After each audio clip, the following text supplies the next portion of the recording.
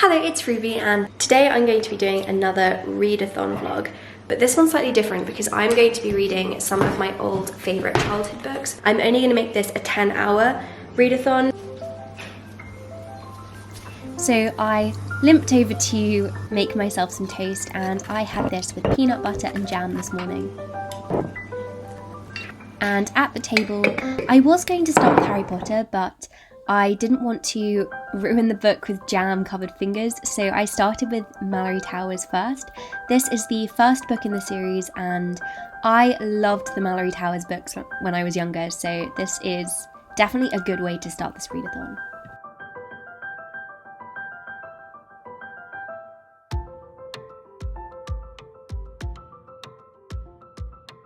It's always so wonderful going back to old books. So I'm currently reading First Term at Mallory Towers.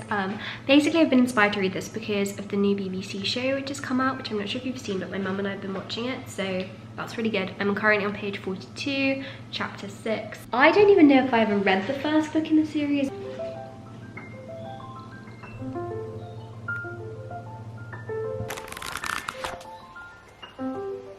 Okay, it's 11:30 and I've just finished First Term at Mallory Towers. I am very much behind on this. I thought I'd be reading these quicker than I am, but I'm really relishing these old children's books. So the next one I'm going to read is The Lion, the Witch and the Wardrobe, and I am looking forward to reading this one. I think it's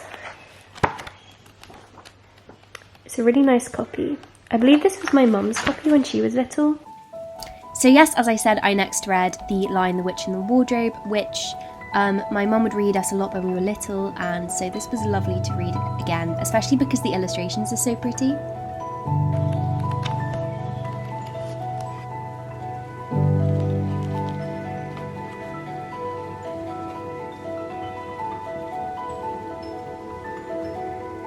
I just finished The Lion, the Witch and the Wardrobe, which is just such a lovely book. I cannot tell you how wonderful it is to return to old childhood favourites. I'm so glad I'm doing this. It's putting me in such a good headspace, and I really recommend that you take a day out to do this too. So the next book I'm going to read is Alice Through the Looking Glass. Funnily enough, when I was a kid, I didn't own Alice in Wonderland.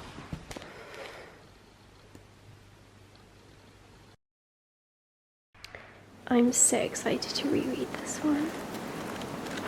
3 books in one. I'm going to read the 3rd book in the series because that was my favourite. So The Magic Faraway Tree was my favourite book when I was around 7, and I just particularly loved the sweets that Moonface would give the children. So you had these hot and cold ones that went between being really hot and really cold, and also these ones that popped and exploded in your mouth. I think they were toffees, and it was just one of those beautiful books to return to. Healthy lunch! I'm having a chocolate-filled vegan croissant with berries and blueberries. Thank you. I just made some curry hummus. I'm gonna have it with some crackers. Can we just for a second appreciate that this book cost £6.99 for this massive book with 3 books contained within it? This makes me jealous of children's book shopping.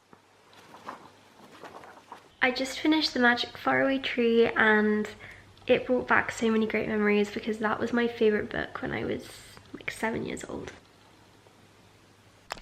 So I was going to read this one, but it's so young that I think it's just going to be so tiresome. So I'm not going to read that one. I've got The Witches, Princess Mirabelle. I loved Princess Mirabelle. My favourite Jacqueline Wilson book was Bad Girls. I don't know why I loved it so much. So I think I'm going to read that. Jacqueline Wilson literally was my favourite author when I was younger. In fact, when I was in year 5, I think, I was banned from reading Jacqueline Wilson anymore because it was all I was reading. I'm going to read this one. I've still got a lot of my Jacqueline Wilson books and all of them. Let's get reading this. Bad Girls was another one which was so great to return to. I found it so amusing, and like I kept on laughing out loud at some bits. Jacqueline Wilson is a funny writer. As you can see in these clips, I am a lot more distracted because my sister and mum decided that they were going to come in and read alongside me, but my sister finds it very hard to concentrate, it seems. So we kept on talking, but that's fine because it was still really good fun.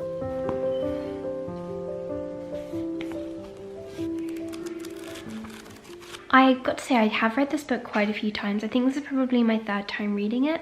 Because when I read it in year 5, I really enjoyed this Kathy Cassidy book. It was my favourite one. I didn't know why I liked this one so much, but it's good. As you can see, I moved on to Scarlet by Kathy Cassidy, which was kind of different to how I remember it. I thought that the character was older than 12, but she's only 12, and that was just quite shocking for me because I thought she was maybe 14.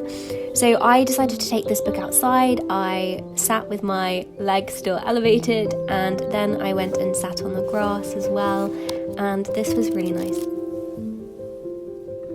Sat outside reading for the first time in a week. I just haven't been outside because I haven't been able to walk, and then my crutches took a while to come, so this is so nice. I can't even tell you. And I'm on page 143. I'm taking all of these books super slow because I haven't read them in so long, and it's just so nice to slip back into the mindset that you were in when you first read a book. It's like a sense memory, or remembering something from a smell, I think, when you read an old book.